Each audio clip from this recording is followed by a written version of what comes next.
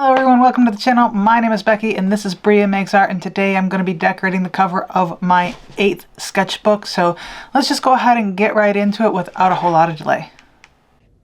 So we're starting off strong with my washi tape game here, putting some washi tape down so I can get some nice clean borders because we love a clean border here.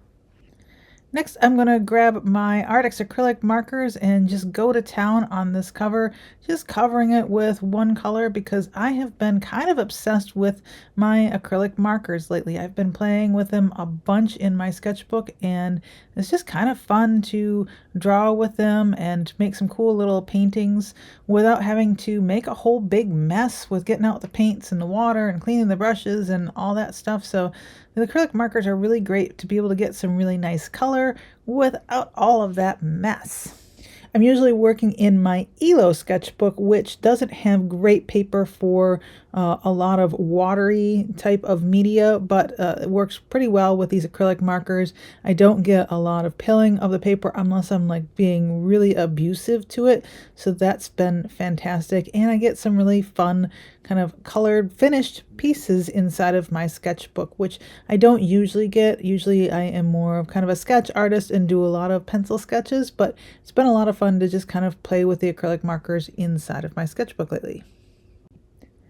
I decided that on the cover of this sketchbook, I was going to go with that kind of Studio Ghibli graphic water design. I've done this a couple of times already, and then I knew that I would be able to accomplish the look that I was after. So that's part of the reason why I decided to do it on this sketchbook cover, because I have tried experimental things on my sketchbook cover before, and quite often I end up a little bit disappointed because I haven't really practiced the thing. Whereas this, I have practiced it a little bit, so I knew I could accomplish it, and I knew that it would look pretty cool on the cover. I also knew that it was relatively easy to do, which was a huge bonus because I didn't want to spend hours and hours on my sketchbook cover.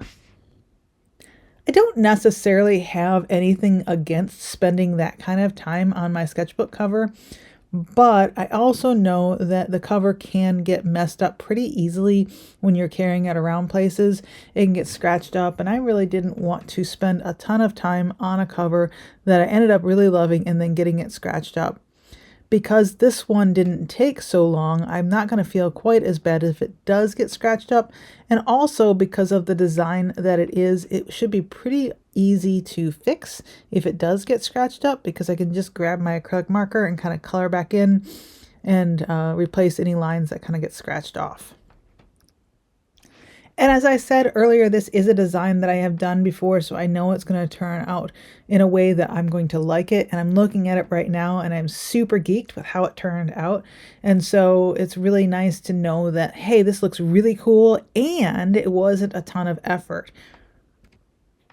If you've been watching my channel for any length of time now, you know that I do like to decorate my sketchbook covers because, I don't know, I just like to be able to look over at it and see like a pretty sketchbook cover. And my thought is that it's going to help me go into it more because I'm going to look over, I'm going to see the cool sketchbook cover, and I'm like, oh yeah, let me work in there. Because I keep my sketchbook on the end table next to me, next to the couch, so that I can just kind of pick it up and work on it whenever. I don't know where you guys keep yours, but that's where I keep mine, so I can work on it while I'm watching TV or watching a YouTube video or something like that, rather than keeping it downstairs here in my art room, because it's just going to be way easier to use it when it's next to me rather than having to get up and move and go get it, because guess what?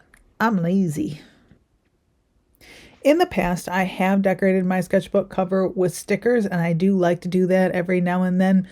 I have a number of stickers that are kind of sitting around waiting for a place to be used, and maybe my next sketchbook cover, I'll do stickers. I don't know, we'll see.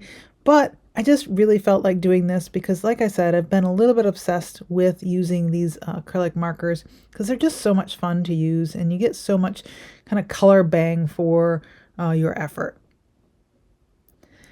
If you watched, you would have seen that I probably put about 5 coats of that light blue down in order to get pretty good coverage on the cover of this. When I'm working inside of the sketchbook, it's not that bad. I don't have to put a ton of coats down to get good coverage, but the cover of the sketchbook is pretty slick, and so the paint was moving around a lot as I was putting the paint down. It was kind of lifting it up and moving it around, so that meant that my coverage wasn't great. So like I said, I had to do about 5 different coats in order to get reasonable coverage on here. Putting these lines down here, I'm not having as much issue with getting good coverage, partially because I think it's already on top of a good base of paint, but also because I'm not kind of going over that same spot again and again. So just be aware that if you're using an acrylic marker on a really slick surface, you may have to do more coats than if you're doing it on something like a piece of paper. You'll note that right now, instead of using the Arrtx acrylic markers, I'm actually using a Sharpie creative marker.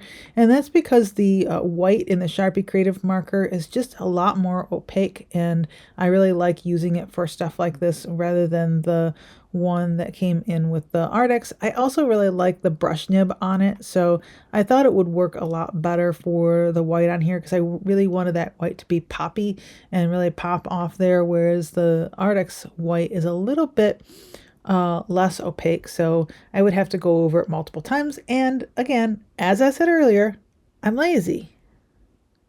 I, however, am not so lazy to have not varnished the cover of this sketchbook because I don't really want it to get scratched up. If it does, on the upside, it'll be easy to fix, but if I can prevent that from happening, I'm gonna do it. I just used some varnish that we have laying around that we use for putting on top of our miniatures. The only downside is that my cover is a little bit warped now, and I'm guessing it's because of like a little bit extra moisture. It may have been warped before I started working on it though, because I have had these sketchbooks sitting on my shelf for probably a couple of years now, and they were sitting with the band on there, so it may have warped it a little bit.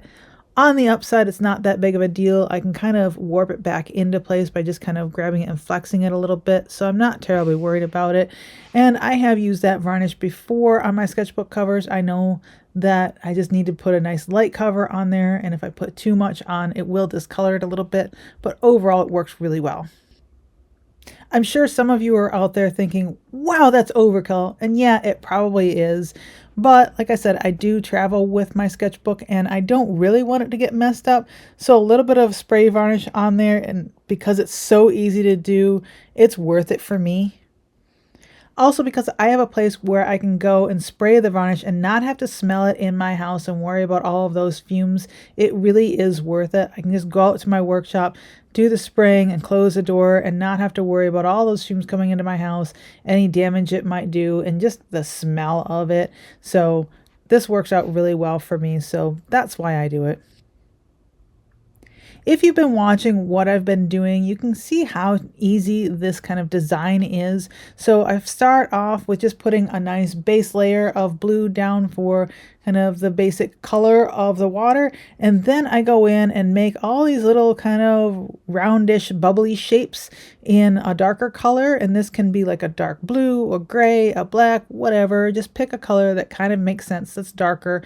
And what I'm doing here is just kind of putting in that shadow. So if you look at water, you can kind of see like usually a little bit of a white and a little bit of a shadow. This is the shadow color, and then I go back on top with the white to put in that white highlight, and then I put a bunch of little dots here and there all over for just shiny sparkles, and then you're done. And now we're doing the tape peel, and this is one of the more satisfying tape peels that I have had in a long time.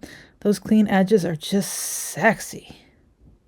I'm also really happy and impressed with myself that all of my lines are nice and straight and parallel with one another. I used the edges of the sketchbook in order to help me with that. I lined up the edge of the tape with the edge of the sketchbook to make sure that all of my outer edges were going to be nice and parallel with one another.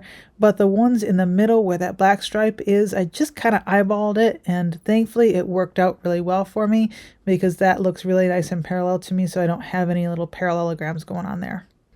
That middle black bar is reserved for the title of the sketchbook. So since I started this video, I have refreshed my hair color and I have switched up the lighting in here a little bit. So if it looks a little bit different, that's why. Let me know if this lighting works better for you or if it's worse for you. I'm just trying something out here and it's really easy to put back the way it was before. Anyway, this is the final sketchbook and I am super happy with it. I think it looks amazing. I couldn't be happier with how this turned out. The only little bit that I don't like is my line did kind of come up here, the bottom line for the Sketchbook 8, but overall, I love this sketchbook. I think it looks like something I could buy out of the bookstore with this cool design on here, and I could not be happier, especially with the amount of effort that I put into it. It's just, oh, so good. This is one of my favorite sketchbook covers, honestly, that I have ever done, so yay. Anyway, I hope you guys enjoy this video and I will see you again next week. Bye.